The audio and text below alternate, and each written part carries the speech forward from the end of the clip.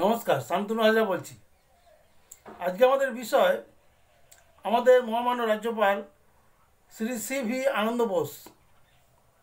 উনি সি.ভি. আনন্দ বোস বলতে বাঙালি বোস নন। ওনার নাম হচ্ছে, ওর বাবার নাম হচ্ছে বাসুদেব পিল্লাই। উনি আদ্যপান্ত একজন কেরলিয়ান ভদ্রলোক। উনি একজন প্রাক্তন আইএস অফিসার।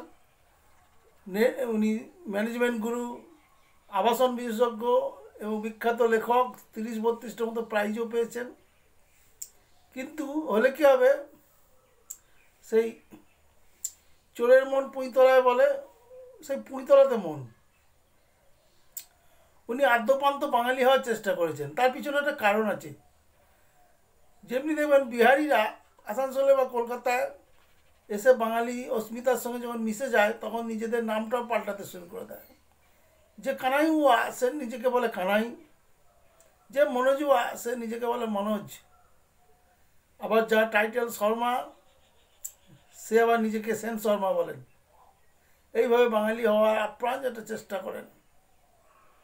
তো সি.ভি. আনন্দ বোস প্রথম জীবনে কলকাতায় চাকরি করতেন স্টেট ব্যাংকে।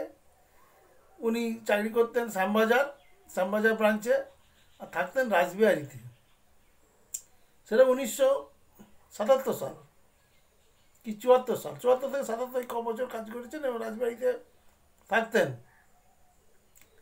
এইবার শ্যামবাজার স্টেট ব্যাংকের পাশেই সে বিখ্যাত মনিন্দর কলেজ, আর উনি যেখানে থাকতেন সেই রাসবিহারি। শুধু বাঙালি মেয়েদের দেখতেন, উনি হাঁ করে তাকিয়ে থাকতেন, আর নিজের এই কাকতারুয়া চেহারাটাকে মনে মনে কল্পনা করতেন। তখন মিঠু মুখার্জি, সুচিত্রা সেন এদের বাজার, এদের কি কল্পনা করতেন। এখন সুচিত্রা সেনের নাতনিরা এসছেন, তা উনি সেই সুচিত্রা সেন হয়ে, মুনমুন সেন হয়ে, রাইমা সেন, বন্দনা সেন, কঙ্কনা সেন, অপর্ণা সেন হয়ে দোলা বোস, ঝোলা বোস, ওনার আর দেখার আর ওনার শেষ নেই। তো এহেন যার ডাকনাম সুধীর ভাই, সে সুধীর ভাই পিল্লাই, যার ডাকনাম হওয়ার কথা ছিল, নাম হওয়ার কথা ছিল, তিনি বললেন সি.ভি. আনন্দ বোস। সি.ভি. আনন্দ বোস একটা বাঙালি হওয়ার আপ্রাণ চেষ্টা। উনি বাংলায় হাতে খড়ি দিলেন। আর আমাদের ভারতবর্ষের অ্যাডমিনিস্ট্রেশনের যিনি সর্বোচ্চ পোস্টে আছেন, উনি একটু ছ্যাবলা প্রকৃতির। ঠিক লোককে ঠিক ঘরে পাঠিয়েছেন। উনি এহেন এক ব্যক্তিকে রায়বাঘিনীর ঘরে পাঠিয়েছেন, যে যে মজা করতে হলো, এখানে যাও, দিয়ে বাঘিনীর কামড় খেয়ে এসো। তো উনি তাই করেছেন। ইদানিং উনি সম্মান পাচ্ছিলেন না। উনি লাল জামা, খয়েরি প্যান্ট, গ্যাবার্ডিনে চকচক করছে, আর কাকতারুয়ার মতো শরীর নিয়ে, মাথায় একটা টুপি পরে, চোখে কালো চশমা নিয়ে সলমন খান হওয়ার আপ্রাণ চেষ্টা করতেন। আর ওই মহিলারা ওকে দেখে হাসাহাসি করতো, গাটেবাটিপি করতো। উনি জ্বলে যেতেন। উনি কেরালিয়ান ভাষায় বলতেন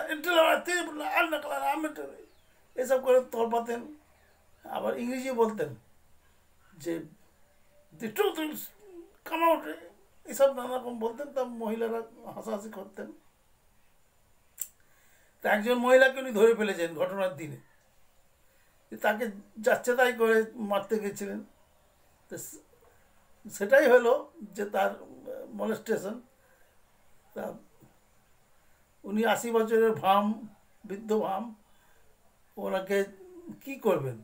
ওরকম একজন হাট্টা ঘট্টা মহিলা, তার মলেস্টেশন উনি করবেন কি করে? তা উনি বুঝতে পেরেছেন পরে যে ওনাকে পাঠানো হয়েছে ভুল জায়গায়। বাংলায় এই বাঘিনীর ঘরে ওনাকে পাঠানো উচিত হয়নি।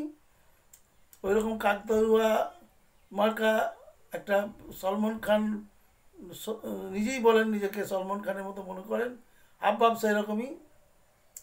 ওনার এখানে এই বাঘিনীর সংসারে ঢোকানো ওনাকে উচিত হয়নি, কারণ এর আগে অনুপম হাজরা বা আরও অনেকে এইসব করতে গিয়ে মরেছে। তা এহেন সলমন খান এখন হাসির খোরাক হয়েছেন। গতকাল আবার উনি বলছেন আসল সত্য বেরিয়ে আসবে বলে ভিডিওটা প্রকাশ করেছেন ঘটনার দিনের। এবং যে জায়গাটায় ঘটনা ঘটেছে সেই কনফারেন্স রুমের অংশটা দেখাননি, উনি রাস্তায় যে অংশে যাওয়া আসা করে মানুষ ওই জায়গাটা দেখিয়েছেন।